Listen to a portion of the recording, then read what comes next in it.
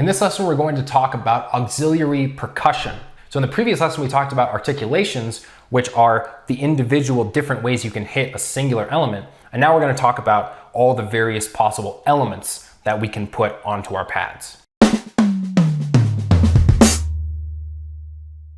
Hi, my name is Dragon from Dragon Finger Drums, and I'm here to teach you how to play finger drums like a real drummer. If you want to learn the secrets to realistic drumming on the pads, make sure you don't miss out on my free finger drumming starter course. You can get it by clicking the link in the video description or the pinned comment down below. So in the world of physical acoustic drumming, there are limitless different auxiliary percussion elements that can be added to a drum kit. A drum kit is really just a collection of percussion elements. You know, in marching bands before drum kits existed, a drummer would be playing either just the snare drum or just a bass drum or just some cymbals. You know, nobody would be playing all of them at the same time. So that's what drumming is at this point. Playing on a kit is playing multiple percussion pieces at once. So for finger drumming, the thing is that we are limited to 16 pads. So at the very most, we could have 16 different elements, but we also really need to think about articulation selection. You know, in the previous lesson, we do want oftentimes multiple different articulations for each element. Sometimes we want multiple copies of the same articulation, like my 2 kick drums or my 2 hi-hats. So it is a balance between how many pieces do I want, I can only have a maximum of 16, and how many articulations do I want on each piece? Because if 3 of my pieces want 3 articulations each, now I've taken up 9 of my pads and I only have 7 remaining. So it is a balancing act. I really like to keep my pad setup nice and tight to just a simple, typical drum kit. I have 4 toms, 1 kick drum, 1 snare drum with 3 articulations. I have a hi-hat with an open and closed. I have my ride cymbal with the bell and the normal ride hit, and I have 2 crash cymbals. That's actually a pretty decent sized drum kit in the acoustic drumming world. It's a 6-piece drum kit with 4 cymbals. That's pretty good. But of course, there are many different percussion choices that you can choose to put on your pads. It's totally up to you and what you prefer and like to hear in your drumming.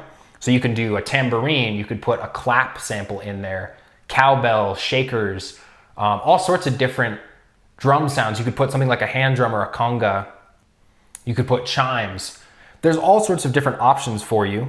Now in my particular 16 pad setup, the one place that is great to swap auxiliary percussion pieces is pad 7 here, the side stick, because that is not a super common element that I use in my drumming. I do use it a fair bit, but not so much that every time I sit down to play, I'm going to be feeling like I'm missing it if I don't have it on my pads. So that's a great place that I can put an alternate percussion piece like a tambourine or a cowbell or something. Also, since I have 4 toms, I could easily swap out, you know, a higher or a lower tom for an alternative sound. I could add an extra cymbal. Whatever it is I want to do, there really are limitless options. And with drum emulator softwares, sometimes you have to purchase additional kit pieces as separate packs. They're usually not too expensive. Sometimes software will come with a ton of them. It really just depends on what you're using. But with these drum emulator softwares, they will make quite a fair bit of kit pieces available to you. So I've chosen to keep it just to the basics of a drum kit, toms, kicks, snare, and cymbals, but you'll probably have a lot of options available to you depending on what drum software you use. So feel free to experiment and be creative. Again, just consider and keep in mind while looking at the logic of your drumming layout compared to an acoustic drummer. You know, if you want to add a cowbell, go look up some videos of drummers who play with a cowbell and see where they put it and why. You know, are they playing it with their dominant hand or are they playing it with their non-dominant hand? You know, why is that? That's one key thing to keep in mind. And then of course, real estate of, you know, how many pads you have available and articulation selection. If you're going to add a new piece, do you want it to only have 1 articulation? Do you want multiple articulations?